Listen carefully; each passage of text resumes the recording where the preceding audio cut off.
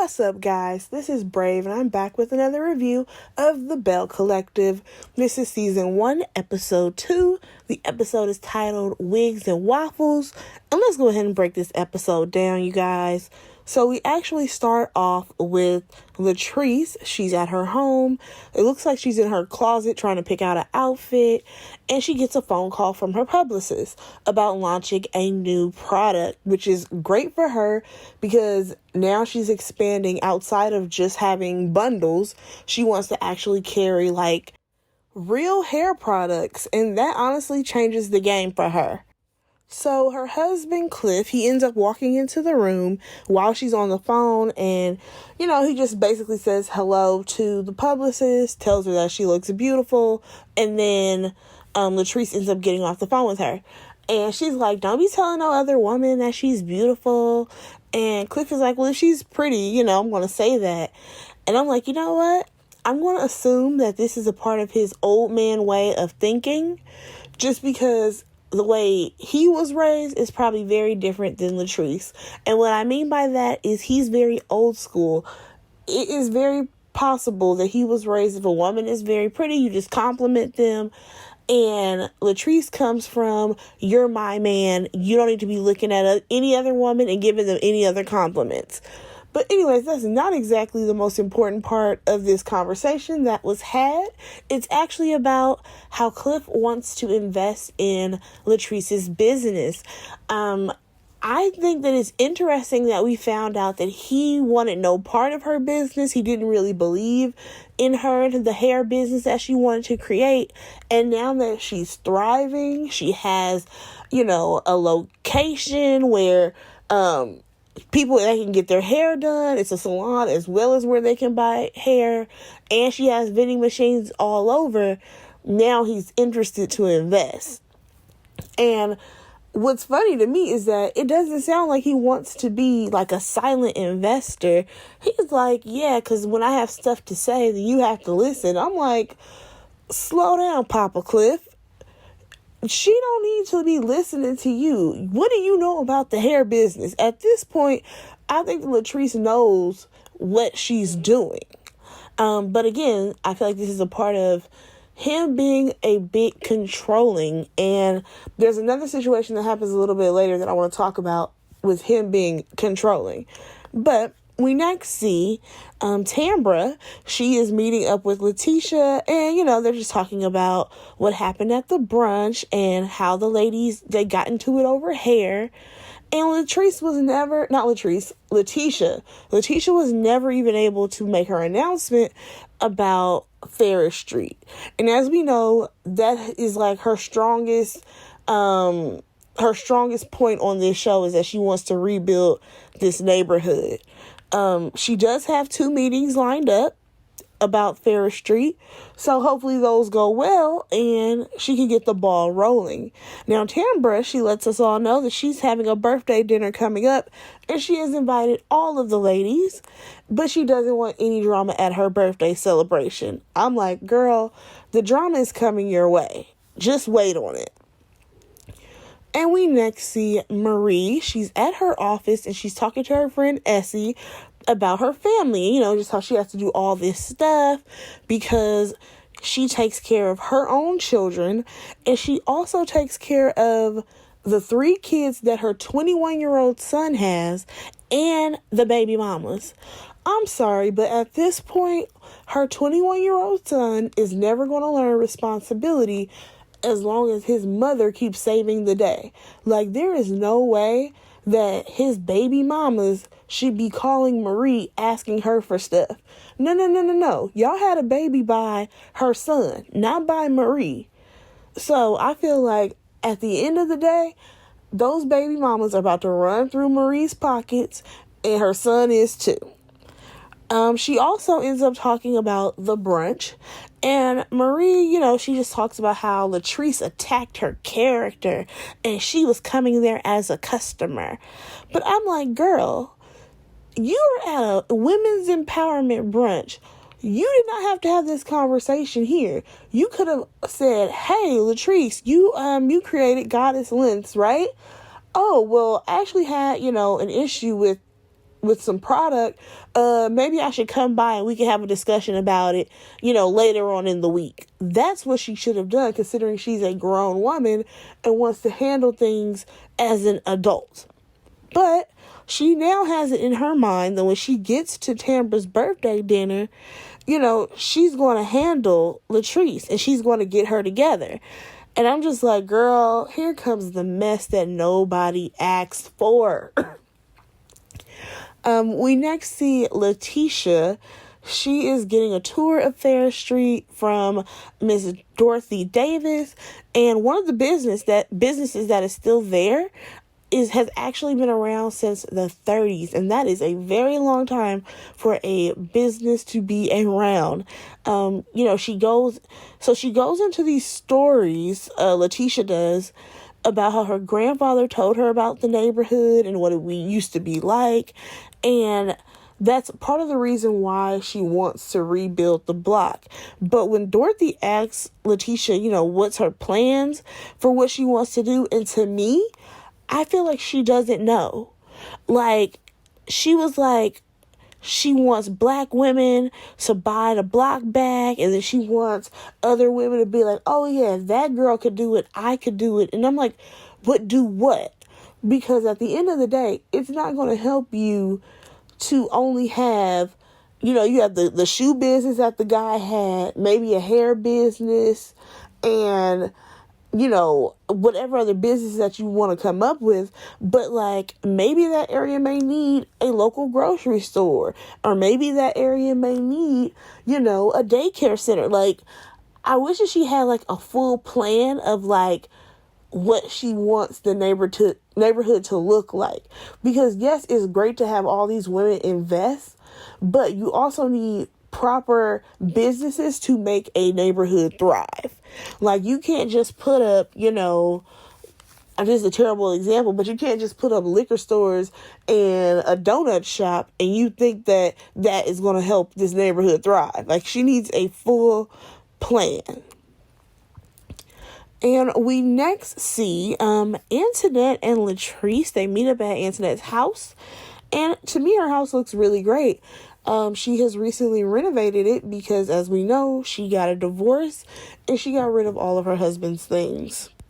So Latrice basically came over to Antoinette's house just so that she can bring her some new product that she's launching soon. And she has cute packaging and all that stuff. And so the ladies end up talking about the brunch, of course. And Latrice feels like Marie tried to tarnish her brand. And let's be honest, that's definitely what Marie was trying to do. And she was trying to embarrass her while they were at that brunch. And as I mentioned with Antoinette, her redecorating her house, we also learned that at some point she felt like her and her husband were a power couple. And I'm like, girl, I did not know they had power couples in dentistry. But sure, if that's what you think. So they basically got a divorce, though, because she wasn't ready to have children. She wanted to be a bit more settled, and that wasn't in the cards for him. He probably felt like he wanted to have kids now at the age that they were, and she wanted to wait. So we now see Tambra. She is out shopping with her stylist, Ken, and she basically lets us know that she's having two different parties, one for her family, one for the girls, and her family wants her to start her own family. They want her to have children. They want her to be married. The typical things that a family would want for someone. We learned that Tambra is 40 years old. She has already frozen her eggs, and she basically is just waiting for the right man to approach her so that they can really, fall in love, get married, have the kids that she wants. She has frozen her eggs, though, and I'm like, well, how much is that, girl? And she lets us know that an NBA player actually offered her $1 million to have a baby before. And I'm just curious to know, how long ago was that? Also, what NBA player did that? Because that's so strange. But I guess We next see Antoinette. She went to a baseball field and she met up with her friend Kaylon. I can't lie, when I saw the name Kaylon, I thought she was going to be black, but I was wrong. So they're just meeting up so that Antoinette can tell her what really happened within her marriage and why it broke up. And I'm like, girl, why are you just now telling this to your friend? Wouldn't you have already known this information? But I guess for TV purposes. Antoinette lets us know that she was concerned about having children that are biracial in Mississippi because it is still a very racist place. She didn't want her kids to have to choose a side if they were more white or more black. And basically, it just really wasn't the best environment for her to have mixed children. Her friend then takes her out to like the baseball field so that she can ask her if the relationship was really over, and she hits the ball, runs around, and that was pretty much that scene. I'm like, we really could have cut that scene besides the fact of her talking about how she didn't want to raise biracial children in Mississippi. We are finally getting to this party, and the first lady that we see is Letitia, and she basically wants to get all these ladies to invest in Ferris Street. That is her only goal, and that's all she usually has to talk about. Latrice, she ends up arriving with Antoinette and Cliff, and basically says that her and Cliff arrived like J and B, and I'm like, girl, the only thing you have in common with Beyonce and Jay-Z is that Beyonce was young when she got with Jay-Z, and you were young when you got with Cliff. The only thing that's the same is age gap. Because that is not... You know what? I'm just going to let her do her. But I am so tired of people acting like Beyonce and Jay-Z is the only couple goals. And honestly, I wouldn't even consider them to be couple goals. But you know what? Whatever. So Latrice ends up introducing everyone to her husband. And, the ladies are having a good time and laughing. And the only thing that I could look at in this scene was his big belly poking through that shirt. And she says that he wants to know where she is at any given time. And to me, that sounds controlling. Like, there's no way that he needs to keep tabs on her that much that if she goes somewhere without him, he has the funky little attitude.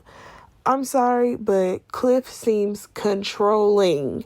We established that in the first episode, and every time I see him, I feel like there's a reminder that he is controlling. So Letitia starts the conversation up about this brunch, and she talks about this is the first time she's ever hosted it before, because usually she's working behind the scenes and someone like Tambra would be the host.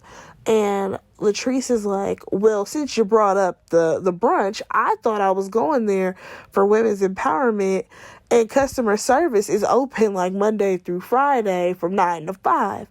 And Latrice then goes on to say she's never heard of Marie.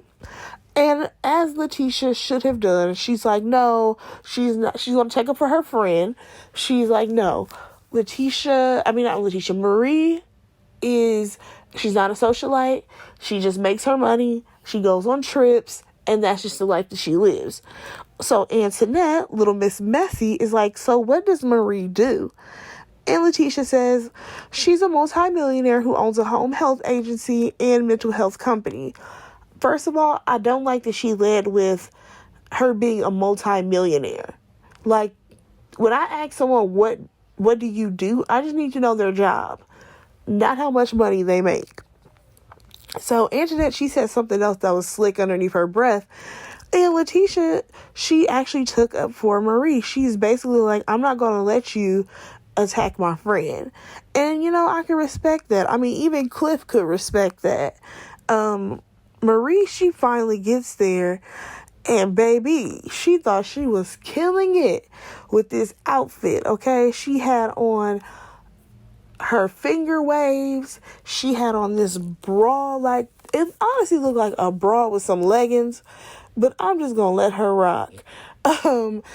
So Marie doesn't end up sitting at the table with Latrice, but she did sit at a table with Letitia, and Letitia goes over this brunch one more time, and she's like, basically all these women are bosses, and Marie's like, no, she isn't a boss, talking about Latrice, and I'm like, this is such a petty argument, like, I need for them to let it go. We finally see Tambra arrive to her own party, and she has like security, and I'm like, girl, just walk in the doors, it ain't that deep. She goes around and hugs everybody. I can't lie, her and all these bundles that she has in her head, it drives me nuts. I'm like, if you just take out at least 3 of those bundles, maybe your head would look normal. To me, her dress was very, it kind of gave me like 2000s vibes. Like, it wasn't really that cute, but whatever. We then see a clip of Latrice and her publicist. She's walking around, introducing herself to everybody. And I can't lie, every time her publicist friend Melanie said, oh yeah, because I'm PR. And I'm like, girl, you are a publicist. You're not public relations. Public relations is the job. Your title is a publicist. Please introduce yourself properly. So Melanie ends up dragging Latrice to the table where Marie and Letitia are sitting. And of course, the topic of the brunch comes back up yet again. And of all the people to say this, Marie is like, I don't feel like this is the place for us to have this conversation because this is Tambra's birthday and we should be celebrating her. And I'm like, I agree, this conversation doesn't have to happen here, but girl, you the one who started all this mess at somebody else's event before. You got all the mess started when you went to Letitia's women's empowerment brunch, but whatever. The ladies try to, have a toast at the table, and who doesn't want to lift their glass? Marie. So now she has a little attitude, and I'm like, girl, you got to get over it or figure out what you want to do, because you can't say, oh, I don't want to discuss this here, this isn't the proper place, and then when they try to, put water over the bridge, water under the bridge, you're just like, I don't want to participate. Like, I don't know, it's something about Marie. Honestly, I don't care for her.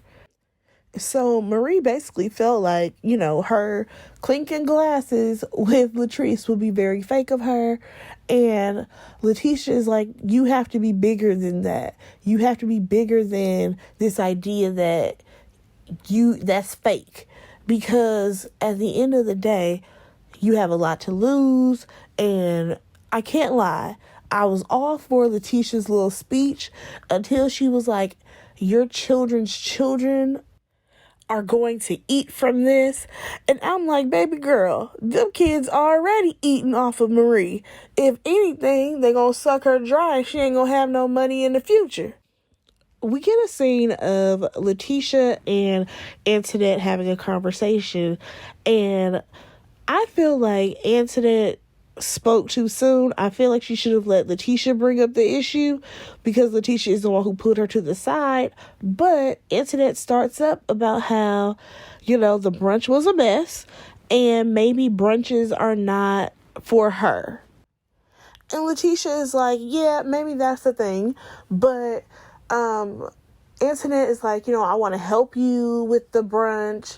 And I'm like, now you're doing too much with this conversation, because I don't think that you need to apologize that much that you want to start helping out with the brunch. But I guess you just didn't want to be on Letitia's bad side.